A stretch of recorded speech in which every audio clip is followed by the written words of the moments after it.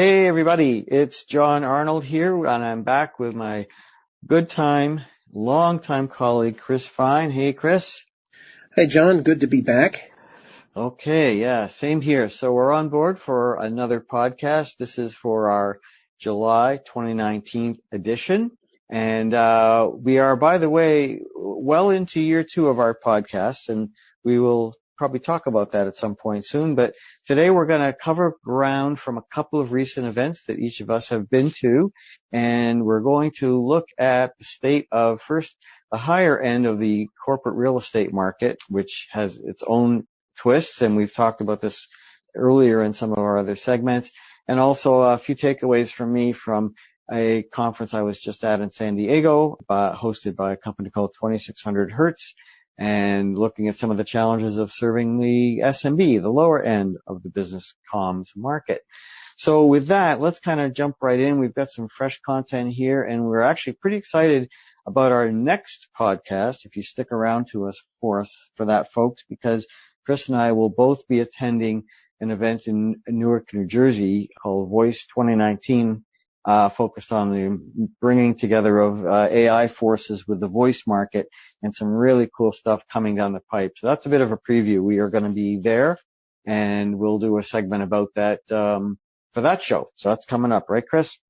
Yeah, that's going to be exciting, John. There's a good mix of companies there. Yeah, big. So save your thoughts for that, because we're going to come for that very, very soon.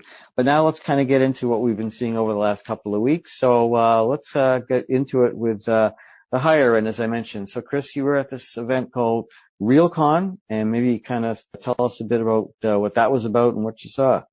Sure. Well, this is an annual conference that I found to be very good. It's RealComm with the 2 M's at the end. And it's run by the RealComm group. They also run another conference that you and I have talked about called Cortec. And the RealComm is a very interesting combination of real estate and technology. So there are segments of it that are about just about any kind of technology that's relevant to the world of real estate. And that goes all the way from big real estate operators to big real estate service companies, to corporations, tenants, and contractors, and building information systems and things like that. Very interesting mix of things. And this year, one of the biggest themes was really future office, future technology, future workplace, which, we've been talking about for a long time. You've been involved with, I've been involved with, continue to be. And my broad takeaway was that there has been a significant acceleration of momentum over the last year around the idea that workplace is really evolving. That's actually a subset of a broader evolution in how space is owned and managed and operated and furnished, etc. But certainly in the workplace, everything from a tiny home office up to a large corporate installation, they are much more focused on the layout of the space, the experience for the occupants, and the way it's managed and measured in terms of things like utilization, how much of a fraction is utilized, and also efficient allocation, like conference room booking, things like that. But even though this has been on the radar and we've been working on it for these X years, I got the feeling from RealComm that there's real money being spent on it now. There were more companies there. Microsoft had a pavilion where they were featuring some startups they've been working with IoT, Azure. There was a big IoT component there of sensors and various measurement and control systems. So it's a good mix of things. And pretty much in every space, you might see sort of a big established player and then some new player. And if there was no established player, you would still see a new player in various aspects of real estate technology. The other thing I would just want to mention was that there was a very big slice of content around the debate around 5G. What role is it going to play? And this is very tied into what you and I talk about. But the growth of 5G, when's it coming, the use of 5G indoors versus outdoors, what is the system going to be used for, how does it compare to Wi-Fi, et cetera, et cetera. So there were some interesting sessions about that too. Yeah. 5G seems to be permeating everything right now, and how quickly it comes, we'll have to see. But that's certainly what we're hearing from all the carriers right now, pushing into that. I was also at another event earlier in the month in the UK, hosted by Mavener, and they're not a household name, but they're kind of right up there with Nokia. These big players who provide infrastructure for the wireless carriers, and that was certainly the dominant story we were hearing at that event. Well, I think there's a huge marketing push behind 5G. And, some of the folks I've done some work with are, involved on the corporate networking Wi-Fi side. And there's a big debate about what to do with in-building wireless networks. Because you can actually take, with some of the emerging standards and quality of the newer Wi-Fi networks, you can actually use them for a large number of voice applications and also UC because the performance is good enough. And now there are some emerging standards like Passpoint that even allow you to validate based on your SIM and be logged into a local Wi-Fi network, as well as the traditional Wi-Fi calling, which all the carriers allow and works better with a better Wi-Fi network. And so it's going to be interesting when you think about the different types of spaces in buildings, like amenity space, retail space versus office space, and they're more and more mixed now. What kind of wireless and networking systems are they going to deploy? And it's related to a whole bunch of other things, like how much IoT and sensing and interior location and other types of systems. And I think the overall trend is that, as we've said, toward a more interactive environment. So all of the systems need to be planned with that, plus the user experience in mind, plus the ability to return ROI in different ways by allowing more efficient management of the space and providing premium services and all the other components. Yeah, this is a big topic for sure, and it's when you think about how offices are being populated now. I was in New York a couple of days ago as well, and I couldn't help notice walking around a lot of these WeWork spaces popping up, and we're just kind of moving into this almost like nomadic environment for how people work without having their own dedicated office space, and these kind of co-working, co-sharing environments. And I just think there's some really interesting applications there for how the services are provided. Do you bring your own broadband to these places, or do you have your own dedicated connectivity?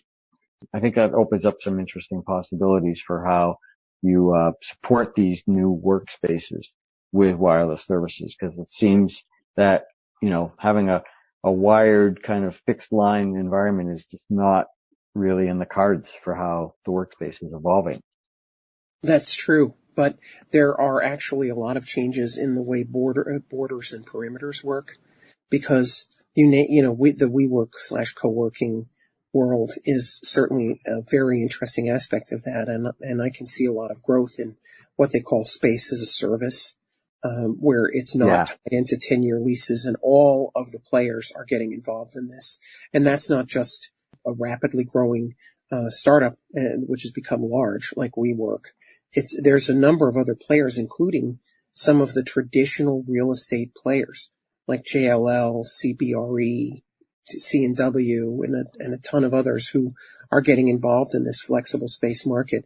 And there are a lot of corporate tenants who would never have even considered this in the past, who are very much considering having a more flexible approach to space. And the minute that you do that, what happens is you start to blur the concept of this is my space. And if you think about a lot of security, a lot of networking, a lot of IT design, it has been based for a long time on the concept of the perimeter. Breaking through that actually is one of the reasons that has been a challenge for enterprise cloud adoption, which is another facet of the same thing, the loss of borders. So I think when you look forward, this trend is just going to accelerate, that between remote work, co-working, flexible work, different design of office layouts, different types of content of work, that the concept of, you have a desk, it's yours, it's here, and this is where you have to be from this time to that time. And these are the specific tools available to you, and they're only that you get every choice as long as it's black, and like the Model T Ford, and you just have to keep working with it. That is all changing, and the corporation owned all the equipment. That's no longer true. It's more likely to be your own stuff or the stuff that they provide to you, basically on a use as your own stuff plus their stuff basis. So it's a lot of changes at the same time, John, and it plays into a lot of the themes that we find at various events and things that we talk about. Yeah. Yep. Okay. All right. Good food for thought. So let's shift gears down market a bit. I'll get the ball rolling on this one, I guess. So in June was a busy travel month for me, and I had a third conference to attend, actually a fourth conference to attend in the month called KazooCon KazooCon 19. And it's hosted by a company called 2600 Hertz. And they're kind of an up-and-coming player in the hosted UC space, catering mostly to SMB, another end of the spectrum. Instead of worrying about, how to figure out supporting, large workforces in big office environments, this is catering a little bit, more to the, I wouldn't quite say SOHO, but certainly the smaller end of the market, mostly I would think certainly under 500, but maybe even under 100 locations, seats type of thing. And these hosted scenarios are very useful for distributed environments, like small retail operations that may have, a handful of stores, maybe in a city or in a region. And, every store has to have a bunch of phones and, things could be like that, could be clinics, could be schools, places that are a little more, not the typical knowledge worker environment, but they have those too, of course. But coming to market, with cloud and an open source platform, where in this case the company has kind of built everything from the ground up, which I think is challenging in itself. But they're in a kind of high growth mode right now. They're kind of finding their legs in the marketplace, and it's really interesting to hear how they're going to market, but also how the market is responding. What are they buying? What are they really trying to do here? Because it's so easy to just talk about commodifying voice and selling cheap minutes with VoIP and SIP trunking. And to some extent, the market's moved past that, but in some ways they haven't. So it's a very different dynamic than the enterprise world.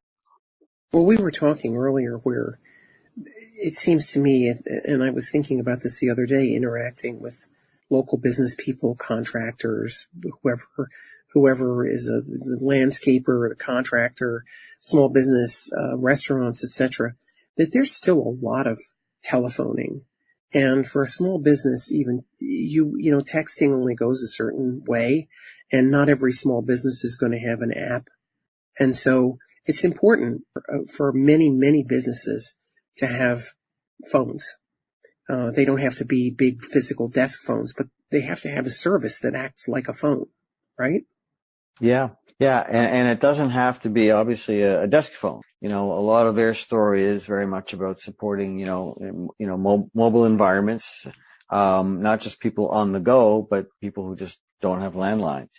So, that's just the way the workforce is evolving. Like we were talking earlier about, virtual work environments. A lot of that is mobile centric. And it obviously speaks to how younger generation likes to communicate these days. And, you can read 10 stories that will tell you that the phone is dead. But if you look out there in the marketplace, there's still a lot of it out there for sure. Well, there's still a real need to be able to get in touch with, to take an example, John Arnold Associates, which may be John Arnold, but that's not the same thing as personally calling John Arnold, right? All your customers need a number they can call to reach your business. And it needs to work in a professional way, but it needs to be really flexible and not, work in an old fashioned kind of way. So these services are really helpful. My question in that space is, it seems very crowded and it seems to have relatively low barriers to entry. So, is it a case where you have regional players? Is it a case where the market is segmented very much into niches? How does the dynamics work in that market? Yeah, I think a lot of it is local, especially if you're, using public cloud to host these things. You can scale to broader audience, region or footprint type of thing.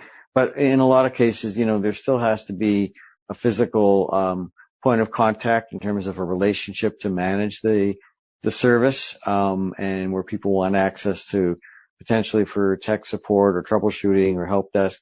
It's always good to have people nearby. I mean, there's no shortage of these kinds of, hosted providers that can be very local and make a go of it. But, it's a hard thing to scratch your way through because the upside for these businesses isn't huge unless you start really showing them more of what's possible. So, with the cloud still being new for a lot of these companies to kind of get their heads around, in this case, what these guys do with being open source based, they build everything themselves, but they're really trying to come to market with differentiation based on, APIs and customizing applications. So yes, it's about dial tone, but it's also about, making those applications very relevant to a particular business.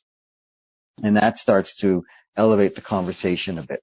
So there's a little bit of room there to add value, and I think that's where you have to go. But things are getting really, really, very user driven. So one of their kind of key partners is T-Mobile, and they were there talking about their investment in 5G and how this is all going to filter down to the small business market. And they talked about Apple having an eSIM. I don't know if you've heard of that. Basically, that the SIM card itself goes away, and so it basically unlocks all your phones, your Apple phones anyways, making it much easier to kind of pick your own network. Yes, that is a feature, and it does make it a lot easier, but it also lowers it makes it more competitive, right? Because it's not like it's a big deal anyway. You're just but today, if you really want to switch networks, you typically have to either receive in the mail or go into a physical location and get the SIM switched, right? You're going to have to get a new SIM that's registered to the carrier, but with an eSIM, you don't have to do that. Yeah. So to me, it's just another example of it's harder and harder now for IT to kind of control the whole end-to-end experience of what services are going to be used, how they're going to be used, who's going to be using them. And when you start going to this point, you could have different network providers for different uses. So if I'm going to have my mobile phone, it's possible I could have, a Sprint network for my personal, but I'm going to use that same phone for business and use a different carrier for the business services. I agree with you, and I also think as you move into 5G, one of the things that is happening, it's just the outgrowth of a trend that's been going on for a while, is that you become it becomes easier and easier to register IoT devices and all kinds of other things that might connect to the network with some mechanism that's more adaptable than the traditional kind of hardware SIM card was. And certainly the powers that be in that industry are going to try to make that happen, to reduce the cost and trouble differential between just connecting a whole bunch of things to cellular versus connecting them to, say, Wi-Fi. And I think that is going to continue, because if you look at the way the cellular networks have evolved, especially the identification of the devices is really based on a pretty old standard. And it goes back to very much a telephony type thinking of the endpoint, and how the telephone industry always recognized endpoints and what they build for in terms of devices, etc. And now the world is just so different that it's had to evolve, and I think we see more of that. Yeah, for sure. And so, on that note, with the differentiation gets much harder. And so, what a company like 2600 Hertz is doing is saying, we'll help you customize, develop those applications that add some value to let you leverage, your own kind of bring your own network, bring your own phone, bring your own anything, and still keep it relevant to have end users engaged but also IT reasonably happy, because they can't have it all. It's just too diffuse now in terms of how you can use these services.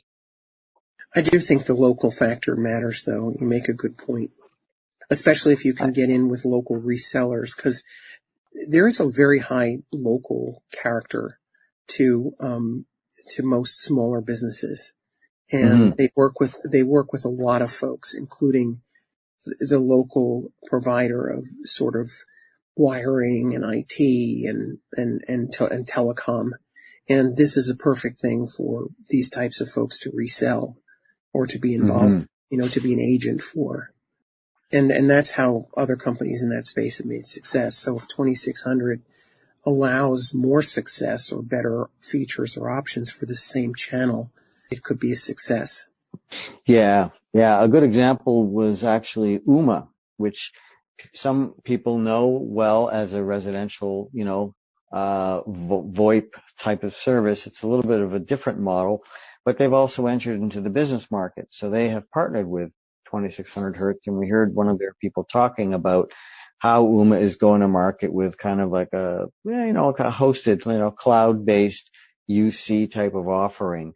It's still largely about telephony though, but as you said, by partnering with 2600, they can offer more than just dial tone, not just for value-added features on telephony, but because 2600 can provide a full range of services, it opens the door to say, okay, we can get a beachhead in with a better telephony offering for you. But at the same time, once you're comfortable with this, we can also bring you other things, especially 5G, with mobile integration to allow you to, move off, especially if you're not getting great broadband coverage. They talked about how DSL is still quite common. So there's an opening here for 5G to accelerate the adoption of VoIP and eventually UC via the cloud with services like this. Well, when you cut through some of the marketing and you look at the actual potential of 5G, broadband access in areas where you don't have the equivalent of cable or Fios, which is a very large number of areas that are using services like DSL, this definitely could provide a better option. And I think that's what the providers really want to do. They want to reduce the cost of physical plant, and the leverage that they get potentially on the investment is higher than maintaining things like DSL lines. I mean, I don't know the full analysis, but that's what it feels like. Yeah. Okay. This is, there's a lot there. We're starting to segue this into almost a 5G conversation, but that's okay. That's just part of what's driving the market right now.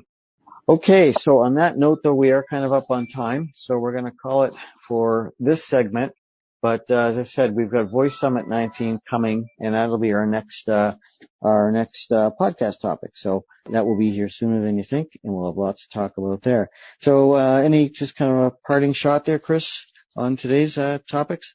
No, I think it's very interesting, John, and I think we'll be talking more about it. I think, we ended up talking about 5G, but I think it's all kind of one thing. It's all an evolution that's not unrelated on any one of the specific topics. Yeah, and I think that's kind of an important point to emphasize, and I guess to end on, to say that, it's everything we're talking about is interesting and different, but they're all connected. There isn't just, one lens you can use to look at technology and say, I get it. There's so many things that work together better than on their own, and we're not done, that's for sure. There's going to be more coming, as we know, and that's why we do these podcasts. Terrific. Well, it's great to talk to you as always, and we're looking forward to the Voice Conference coming up. Yeah, should be good. Okay, so with that, we're going to be over and out. So thank you, everybody, for listening, and hope you enjoyed it, and we would love to hear from you with ideas for future topics. And otherwise, we will catch you next month with our next podcast. Thanks for listening, everybody. Thanks to everyone.